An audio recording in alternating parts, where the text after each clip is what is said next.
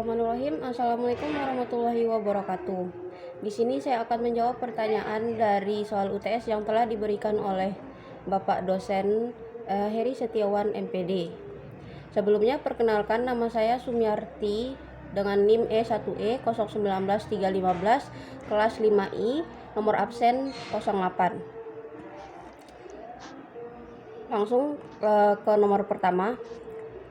Konsep belajar dan pembelajaran bahasa Indonesia SD. Dalam belajar dan pembelajaran bahasa terdapat 3 tipe belajar, yaitu A. Belajar bahasa, B. Belajar melalui bahasa, dan C. Belajar tentang bahasa. Jelaskan makna setiap tipe belajar bahasa tersebut sesuai materi yang telah Anda pelajari. Yang pertama, belajar bahasa. Seseorang mempelajari suatu bahasa dengan fokus pada penguasaan kemampuan bahasa atau kemampuan berkomunikasi melalui bahasa yang digunakan. Kemampuan ini melibatkan 2 hal, yaitu A. Kemampuan untuk menyampaikan pesan baik secara lisan atau melalui bicara maupun tertulis atau melalui menulis. B. Kemampuan memahami, menafsirkan, dan menerima pesan, baik yang disampaikan secara lisan, melalui kegiatan menyimak, maupun tertulis atau melalui kegiatan membaca. Kedua kemampuan tersebut melibatkan penguasaan kaidah bahasa serta pragmatik, yang merupakan kesanggupan penggunaan bahasa untuk menggunakan bahasa dan berbagai situasi yang berbeda-beda, sesuai dengan kebutuhan, tujuan, dan konteks berbahasa itu sendiri. Yang kedua, belajar melalui bahasa. Seseorang menggunakan bahasa untuk mempelajari pengetahuan sikap, keterampilan. Dalam konteks ini, bahasa berfungsi sebagai alat untuk mempelajari sesuatu, seperti matematika, IPA, sejarah, dan kewarganegaraan. Selanjutnya, belajar tentang bahasa. Seseorang mempelajari bahasa untuk mengetahui segala hal yang terdapat pada suatu bahasa, seperti sejarah, sistem bahasa, dan produk bahasa seperti sastra. Nomor 2. Prinsip pembelajaran bahasa Indonesia SD. Pilihlah 4 prinsip dan jelaskan maksud dari setiap prinsip berdasarkan pemahaman Anda. Dari peserta didik diberitahu menuju peserta didik mencari tahu. Maksud dari prinsip ini adalah guru dalam proses pembelajaran harus memberikan kesempatan kepada peserta didik untuk melakukan eksplorasi pengetahuan. Pola yang selama ini peserta didik disuapi akan pengetahuan sudah tidak tepat, harus diberi peluang dan kesempatan siswa yang mengkonstruksi pengetahuan melalui sumber-sumber yang difasilitasi guru. 2. Dari guru. Sebagai satu-satunya sumber belajar menjadi belajar berbasis aneka sumber belajar. Maksudnya adalah guru harus menyadari sumber belajar saat ini sudah sangat banyak. Bahkan peserta didik sudah lebih cekatan menggunakan teknologi dengan akses internet. Maka guru bukan lagi satu-satunya sumber belajar. Maka guru harus menggunakan dan mendorong peserta didiknya menggunakan berbagai sumber dalam belajar. 3. Dari pembelajaran parsial menuju pembelajaran terpadu. Pembelajaran parsial adalah pembelajaran yang terpisah-pisah dan tidak terkait satu sama lain. Materi yang disajikan tidak konseptual dan kompetensi sikap, pengetahuan, dan keterampilan tidak saling berhubungan. Saat ini harus dirubah di mana pembelajaran yang dilakukan saling berkaitan dan memperhatikan keterpaduan kompetensi sikap, pengetahuan, dan keterampilan. Yang terakhir, dari pembelajaran yang menekankan jawaban tunggal menuju pembelajaran dengan jawaban yang kebenarannya multidimensi. Kebenaran jawaban peserta didik tidak tunggal. Sudut pandang peserta didik harus diterima oleh guru dan berbagai sisi atau multidimensi dan dari tempatnya berpijak. Misalnya, peserta didik melihat suatu benda hanya sebuah titik, tapi yang lain sebuah bola. Nah, kedua jawaban benar karena yang satu melihat dari tempat yang jauh, sedangkan yang satu lagi melihat dari dekat. Maka guru harus selektif memahami jawaban peserta didiknya dengan sudut pandangnya. Nomor 3. Dalam pendekatan konseptual terdapat beberapa komponen. Jelaskan beberapa komponen pendekatan konseptual dalam pembelajaran bahasa Indonesia berikut. A. Menemukan atau inquiry. Apa makna komponen ini? Bagaimana bentuk pelaksanaannya? Apa urgensi komponen menemukan sehingga perlu dibiasakan dan pembelajaran bahasa Indonesia di SD. Inquiry berasal dari bahasa Inggris yang berarti pertanyaan, pemeriksaan, dan penyelidikan. Strategi ini berarti suatu rangkaian kegiatan belajar yang melibatkan secara maksimal seluruh kemampuan siswa untuk mencari dan menyelidiki secara sistematis, kritis, logis, analitis, sehingga mereka dapat merumuskan sendiri penemuannya dengan penuh percaya diri. Komponen inquiry. Yang pertama, question. Pembelajaran biasanya dimulai dengan sebuah pertanyaan pembuka yang memancing rasa ingin tahu siswa dan atau kekaguman siswa akan suatu fenomena. Yang kedua, student engagement. Dalam metode inquiry, keterlibatan aktif siswa merupakan suatu keharusan, sedangkan peran guru adalah sebagai fasilitator. Yang ketiga, cooperative interaction. Siswa diminta untuk berkomunikasi, bekerja berpasangan atau dalam kelompok, dan mendiskusikan berbagai gagasan. Yang keempat, performance evaluation. Dalam menjawab permasalahan, biasanya siswa diminta untuk membuat sebuah produk yang dapat menggambarkan pengetahuannya mengenai permasalahan yang sedang dipecahkan. Bentuk produk ini dapat berupa slide presentasi, grafik, poster, karangan, dan lain-lain. Yang kelima, variety of resources. Siswa dapat menggunakan bermacam-macam sumber belajar, misalnya buku teks, website, televisi, video, poster, wawancara dengan ahli, dan lain sebagainya. Langkah-langkah kegiatan menemukan inquiry adalah sebagai berikut. Yang pertama, merumuskan masalah atau dalam mata pelajaran apapun. Yang kedua, mengamati atau melakukan observasi. Yang ketiga, menganalisis dan menyajikan hasil dalam tulisan, gambar, laporan, bagan, tabel, dan karya lainnya.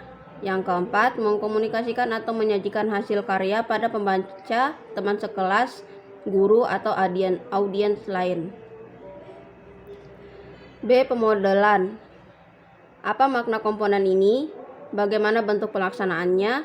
Apa urgensi komponen pemodelan sehingga perlu dilaksanakan dalam pembelajaran bahasa Indonesia di SD? Jawabannya, komponen selanjutnya adalah modeling. Maksudnya, dalam sebuah pembelajaran keterampilan atau pengetahuan tertentu, ada model yang dapat ditiru. Model itu bisa berupa cara mengoperasionalisasikan sesuatu, cara melempar bola dalam olahraga, contoh karya tulis, cara menghafal bahasa Inggris, atau guru memberikan contoh cara mengerjakan sesuatu. Guru memberi model tentang bagaimana cara belajar sebagai guru, memberikan contoh tentang cara bekerja sesuatu sebelum peserta didik melakukan tugas.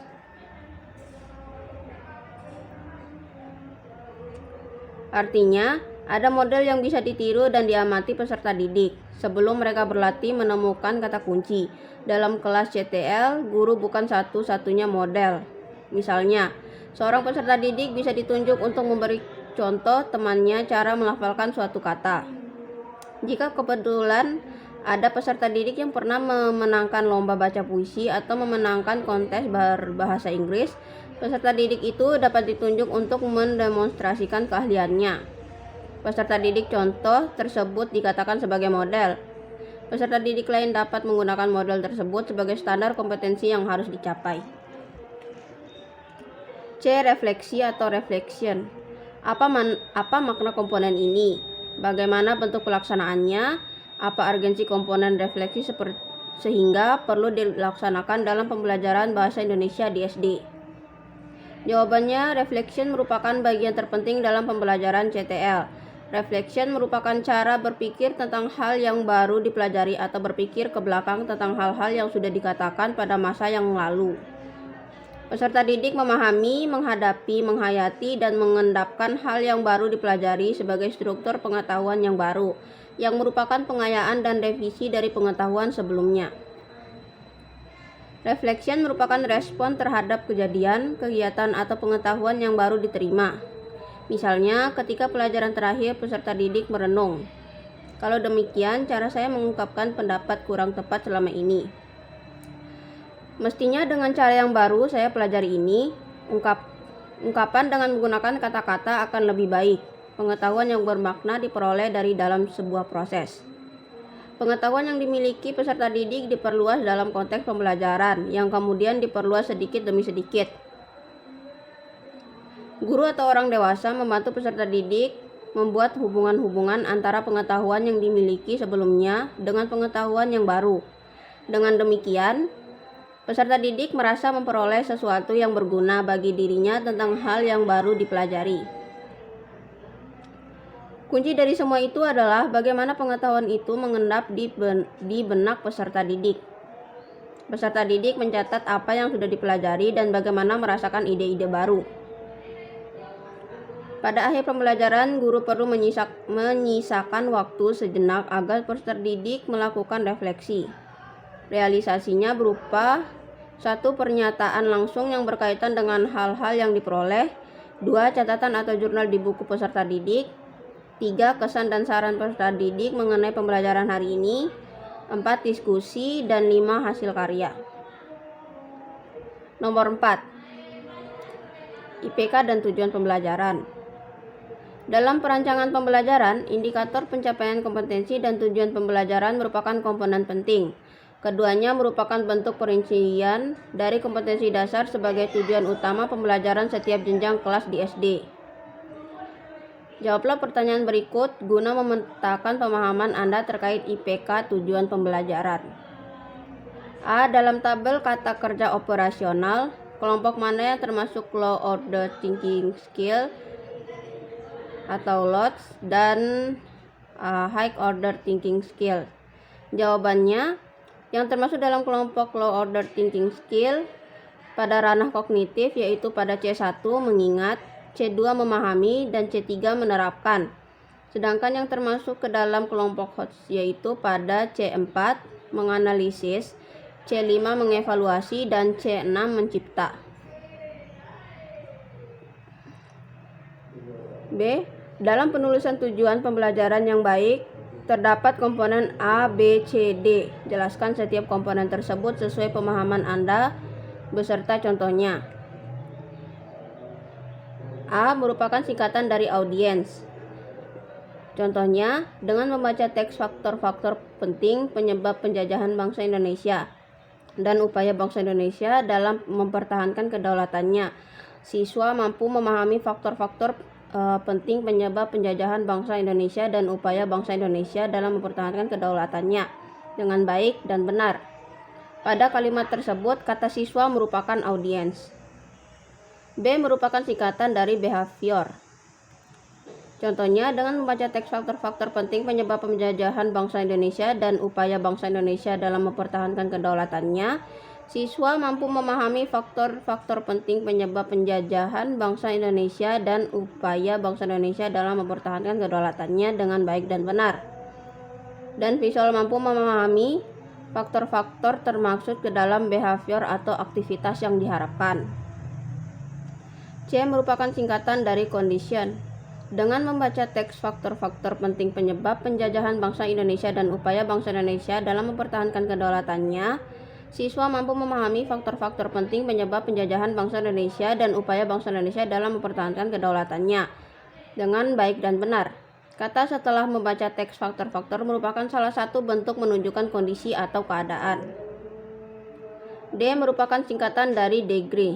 Dengan membaca teks faktor-faktor penting penyebab penjajahan bangsa Indonesia dan upaya bangsa Indonesia dalam mempertahankan kedaulatannya, C. Siswa A mampu memahami faktor-faktor penting penyebab penjajahan bangsa Indonesia dan upaya bangsa Indonesia dalam mempertahankan kedaulatannya. B.